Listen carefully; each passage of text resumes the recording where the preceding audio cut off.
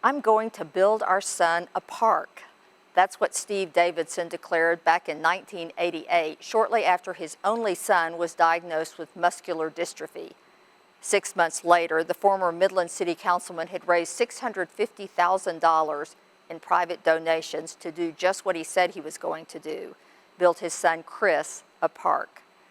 Sadly, Chris died at age 8 before the park's completion, but it was named and dedicated to his memory in February of 1989.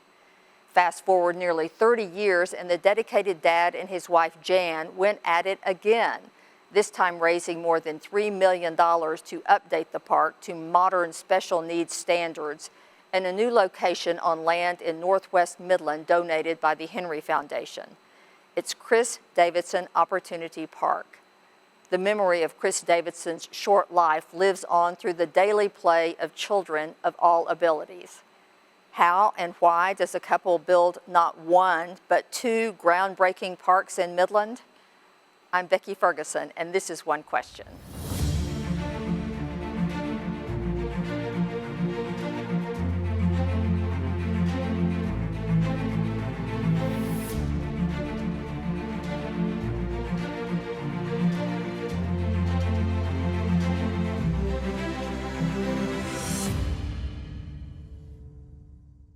The story of this park, Chris Davidson Opportunity Park, reminds West Texans of our long tradition of vision, energy, and generosity that characterize our region.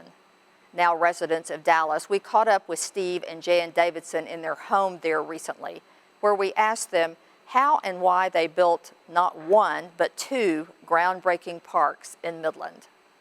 I want to start off, if we could, if you will talk about the origins of Chris Davidson Opportunity Park way back when. Chris was diagnosed with muscular dystrophy at 4. Dr. Salyer kept saying, you know, after every surgery, he had 4 surgeries, but after every surgery, he'd have to go into these restraints so that he couldn't touch his face, and so he was developmentally delayed. And Dr. Salyer kept saying, I want you to go see my friend, Dr. Cook, over at Scottish Rite Hospital, because I think there's something wrong. And I kept saying, no, there's not. Inside I knew, but I just wasn't ready for that. So finally at 4, I said, okay, because his mouth was closed. We had really a problem with the palate afterwards. After all that was done, I said, okay, let's go. So we go to Scottish Rite Hospital, and Chris is on the floor, and Dr. Cook walks in the door, and he goes, oh, I see we have a Duchenne's muscular dystrophy child. And we looked at each other and went, what? And he goes, oh my gosh, has he not been diagnosed? I went, no. And he said, well, that's just how they get up. Yeah, that's how they get up off the floor. Well, we'll do a muscle biopsy. I said, he's had it, and it came back normal. I think it was misread. So a couple of weeks later, he was diagnosed with muscular dystrophy. So we got his first braces in Midland, and they were expensive, unbelievably. And I told Steve, I said, you know, I think we could go to Scottish Rite, but we have to have a Mason. And I said, I'll get my dad, because he was big in that. And so he got us in there, and we went together for our doctor appointments, but it would just be me and Chris for our braces. And we went, every 8-9 weeks or something, and we spent all day, because you have to cast, and then they make them, and then so we're all there all day. And we came home, and I said to Steve, I just wish one time you would go to the hospital with us in Dallas, because if you could see Chris play in this tiny little park they have just right across the way, it's for handicapped and non-handicapped kids, and he can't go to the park because there's sand. He can't. A kid with problems can't be in a park.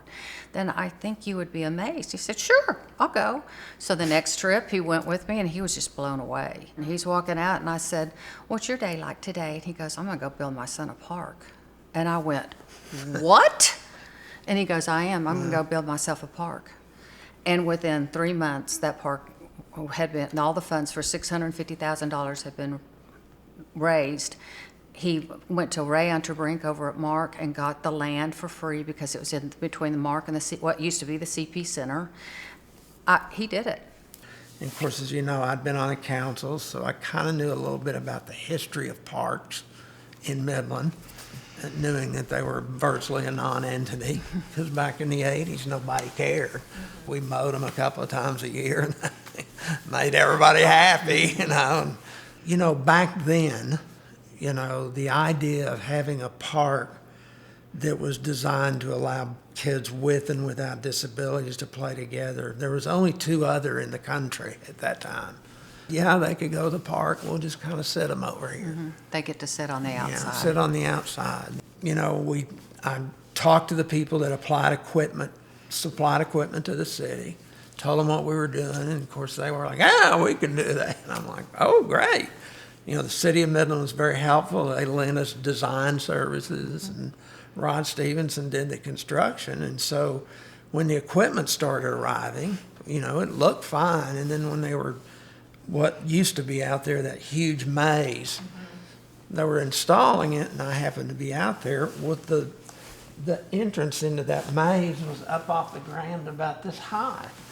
And the representative was there, and I said, this needs to be flush to the turf, because a child can't get up in a wheelchair or braces. Or game time was great. They came in and modified it. Tell us a little bit more about Chris. You talked about when he was born, and he had a very short life. But tell us about him, about Chris the child.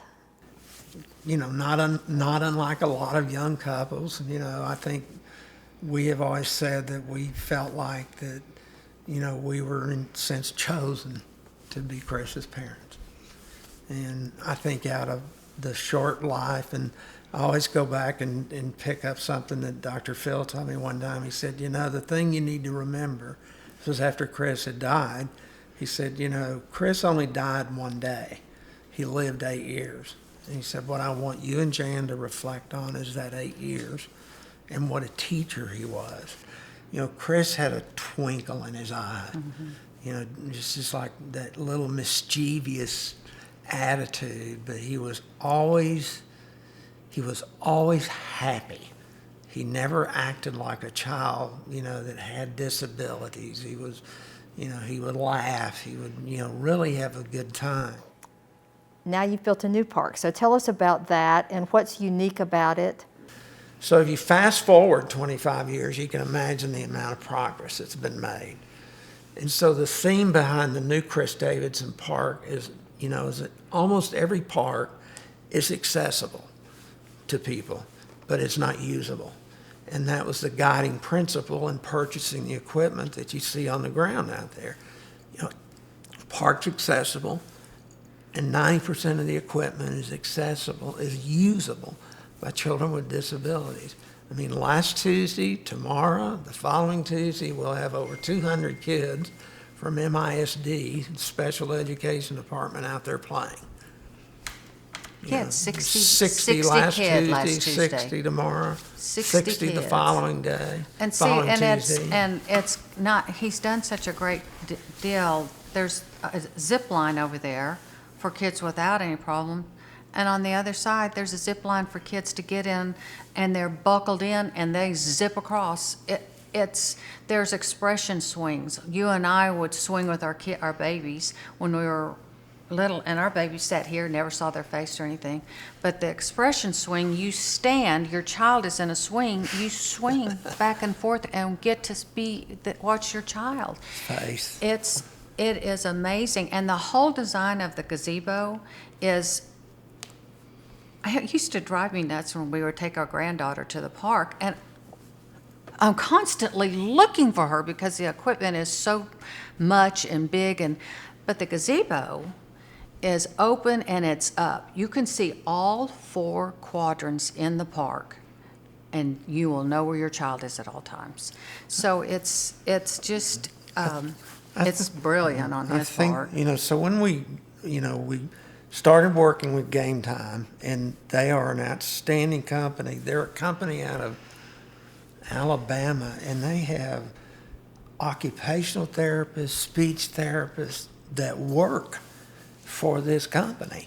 And so they're on the cutting edge of these things. So they understand the challenges. That's right.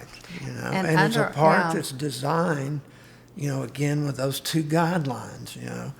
The child can roll in on a wheelchair into Chris Davidson Opportunity Park, but then they're able to navigate some of those ramps. And at the very end of a ramp, there's a ride that goes back and forth, and they can ride with their peers, with their siblings. And that was the whole purpose behind building the park, because we said, look, there's got to be a way to start bringing people together. And recreation is one of the key ways. We did some interviews early on with Chris Hightower. I don't know if you know Chris, was with social studies, but he has Jackson, who has I haven't seen Chris in a long time, but anyway, and his oldest daughter, we did an interview with them one morning at their home, and his oldest daughter, who's Jennifer, and I'm like, anyway, I said, tell me what this park would mean to you and to Jackson. She said, well, right now, if we go to a park, we have to pick Jackson up and put him on the slide, and someone needs to hold him until someone gets to the end to catch him. Said he'll be able to play. Now, you can't go all the way up, but at least he's up there with his friends His and his peers. peers and his sisters. And You know, then- not and then just that- sitting on a park bench somewhere. And that's also a great deal for the parents, Yeah. to be able to see their kids do, Playing. quote, normal things with other kids. There was a story behind that, like when I used to work for Maddo's Foundation, which I did for 5.5 years. And after we'd started this project, I was talking to one of my colleagues who had since left as well, and she was always curious about, how's it going, how's it going? And I said, well, fine. We're really focusing on the kids. And she said, why? And I said, well, because it's a park. And she said, well, and Jan touched on it a moment ago, parents of children who look different or act differently often isolate themselves. And so they suffer and their kids suffer. So we said, if we can create an environment focusing on families, then the parents can come out, watch their children play with a peer who's not disabled. And they also get to experience, a family that has healthy children. And they can realize that, my child can play. My child can go to this park and swing next to someone that's not.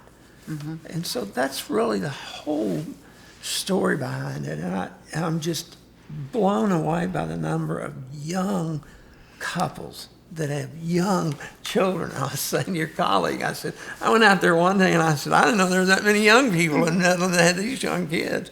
But you go out there and you start kind of conversing with people and they go, we've lived all over the country. There's nothing like this. Well, it's interesting to me that y'all's passion seems so fresh, even though I know Chris has been gone for a long time.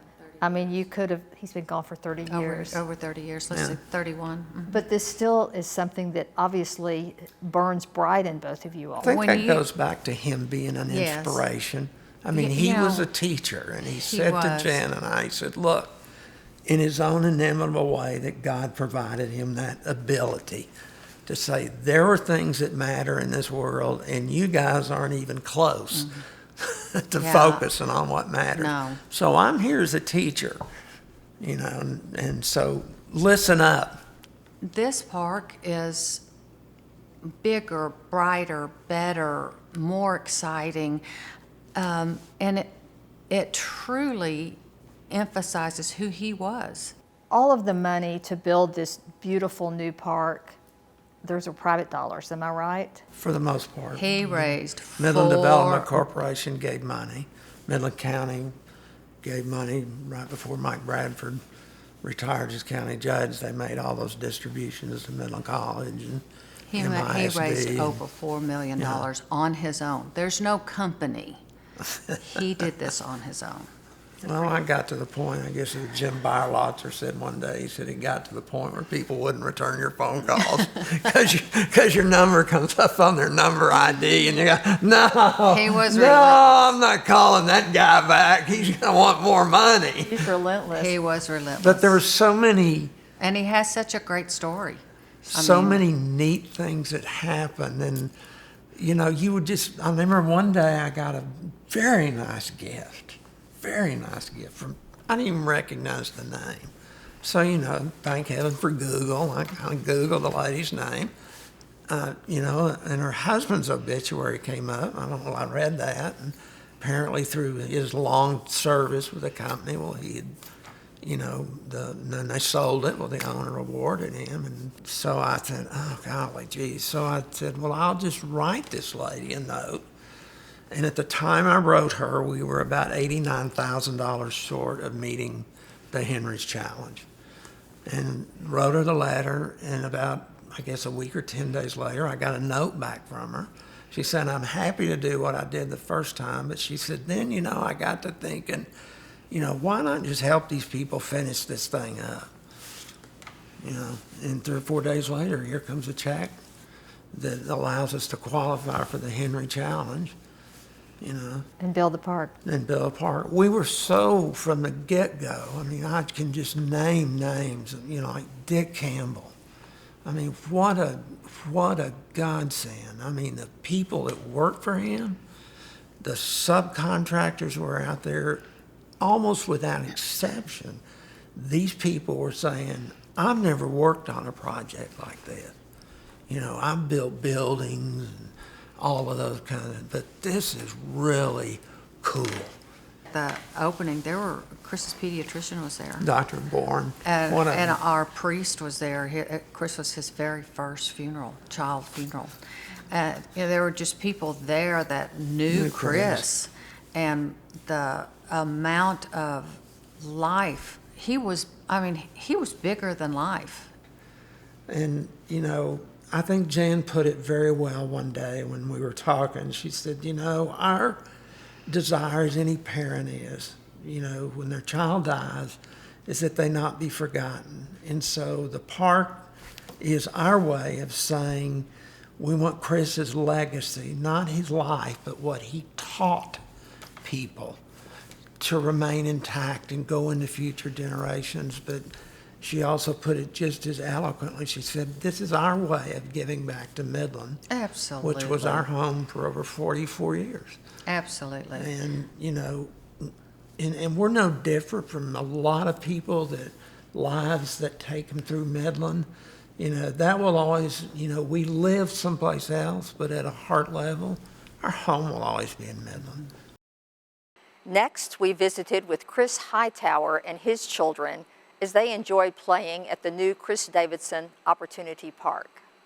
We are here with Chris Hightower and his son Jackson and his daughter Abigail at Chris Davidson Opportunity Park. And I want you to talk, Chris, about what this park means to you and your family. Well, so we had always, when you have a kid with special needs, you go to a park and you're around kids who are able to climb and get on things. And when you have a child that can't climb a ladder as well as without some assistance, that it's really one of those things that it's hard. You have to pick him up and move him and put him on things. And when you have a wonderful place like this, it's a place where he in his wheelchair can roam around without any hindrance, and he can really just be him. He can just be a kid. And I think that was really important even for his siblings, that he has, an experience that like they had. Like they could go get on a slide and go down a slide, and now he can do that too. They would make this happen. Like whenever we would go to a park, they'd physically pick him up and move him so they could get him to where he needed to be. But now, they can come out here with him, and he actually even through MISD also does his therapy out here as well. So tell me a little bit about that, the therapy. Well, so he has a physical therapist that they can actually get on some of the machines that are out here. I think he's a big fan of the zip line that's out here as well. But he's just, they come out here, they do some of their work with him here, and he loves it. He always has a good time, and he loves being here right now, as you can tell. This was, I think, probably a pretty revolutionary park. There are not very many like this. And, have you had experiences with other places, or is this really different?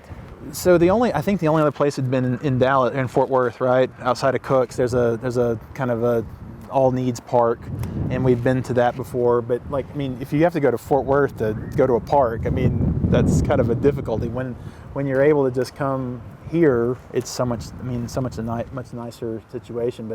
But really nothing. I haven't really even seen anything like this anywhere else. I mean, even the park there is kind of a mix of able-bodied and special needs type equipment, but this is great. I mean, and even here we run into kids of all ages here too. So it's All ages and all ability yeah, levels. absolutely. And that, I think, as a parent of a kid who has some special needs, that's all you really ever want, is you want your kid to be accepted by everybody else, and kids are better at it than adults are. It teaches kids who are able-bodied to appreciate not only that in themselves, but also anybody who's, I mean, they're very empathetic to anybody who else has a special need. I think it's good for kids of all ages. I mean, I would say even at school, to be around kids of different abilities so that you can show and learn from those kids as well. I mean, I've been brought to tears at his school whenever he's worked with other classrooms and been in classrooms inclusion-wise. It's amazing. I mean, they love him and they talk to him and they bring him into this, and same with here. I mean, that would be so. Children are always very honest, about maybe too honest to some extent, but if we're walking down the street and he's in a wheelchair, they might stop and stare. I think when they're here, or when the other kids are here, even other adults are here, they don't stop and stare. It's more of this is a place for everybody. It's not, we're not going to judge you or think what's wrong with your kid or why is he in a wheelchair. I mean, it's more of that they just get to be, and there's not really a preconceived idea of them when they come in to either exclude or even say anything negative or even just stare. It's just that everybody's here. Well, when we first sat down at this picnic table, you pushed Jackson up to the table and made the comment that even the picnic tables are accommodating. Well, so and I think we're talking about how, like at a restaurant, you show up at a restaurant, and you've got a kid in a wheelchair, the table ends here, and you got to kind of scoot him in to get in with everybody else. These tables even have an extension where someone who's in a wheelchair or in a need for it can just be here like everybody else. And that, I mean, I think that is, this one little thing is indicative of the whole park. I mean, it's really how we see it with him. Tell me what some of Jackson's favorite things are at this park. So I would say the zip line, definitely anything that swings. He and you can see him every once in a while try to kick his head back. Anything that he can kick his head back and be upside down is his thing, for sure. Yes, I'm talking about you. Yes, it's okay. Well, are there other thoughts that you have on the park before we go and do some playing? I can't thank Steve and everybody who contributed to building this, because I think that there are people in our community that understand the need for something like this, and to maybe those who don't, and I would kind of invite you to come out and just look at this and see what this does. The joy. I mean, like, you even hear kids playing. It just brings kids joy, and it doesn't matter if you're able-bodied or not. You can still have that experience as a kid playing. So, I mean, I think that's what this park has meant to me and to our family. I mean, this gives us a seemingness of normalcy that we didn't have before. Well, and you talked about a second ago, you mentioned Steve and Jan Davidson, who of course started Opportunity Park many years ago in the 80s, and then this new and improved Opportunity Park. And it is sort of indicative of their vision and the kinds of things that we've come to expect in Midland. Absolutely. And that's, I mean, I can't say enough about how thankful we are for that. I mean, Steve and I have talked a lot about his son as well, and I mean, there's a lot of commonalities that we've kind of seen with this, and I hope that that my son is such a beneficiary of the work that they've done, and all the kids who have needs in this town are really going to be are going to be grateful for this. Yeah, he's like you're really serious right now. Love that. You all have had a precarious journey getting to this year 14 with Jackson. Can you talk a little bit about that? Sure. So when he was born, we really didn't know what was going on. He was a preemie, and we didn't have a diagnosis other than a lot of the nurses and doctors had told us we need to be ready for the worst. So, projections of maybe living 24 to 48 hours, and that's not an easy thing to hear when you've just got a newborn child. And so I think that, looking at him now at 14, this is amazing that his journey is continued, and just he's always been this great inspiration for me. He doesn't worry about all the things that I worry about as an adult, and definitely even her as well as a younger person. But he's just got such a expressive manner about him, even though he doesn't speak and he's nonverbal as far as that is. But like he can let you know through his actions how he actually feels about stuff. So through the 14 years, you just learn to learn a different way. And just be appreciative of everything that you've been given and everything that he represents. Children of all abilities now enjoy the gift of the Chris Davidson Opportunity Park on a daily basis. Our painting today is an acrylic on canvas by Jack Roth. Painted in 1981, it's entitled New Synthesis number 35. Roth, an American painter 1927 to 2004, was an abstract expressionist painter, poet, photographer, and mathematician. In the 1950s, his work was selected by the director of the Guggenheim Museum of Art for a traveling exhibition entitled Younger American Painters. One of the first major debuts of abstract expressionist movement to be shown at an American museum, the exhibit traveled to major museums across the country. His works were later acquired by the Museum of Modern Art in New York.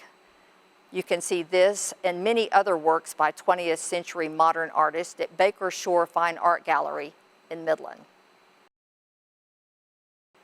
Finally, thank you for joining us for One Question. We will be back each Saturday at 4:30 where we will answer the questions you want to know from the people who know. Other ways to watch One Question include Basin PBS Facebook, Passport, and YouTube. If you have a question, send it to us at onequestion@basinpbs.org. I'm Becky Ferguson. Good night.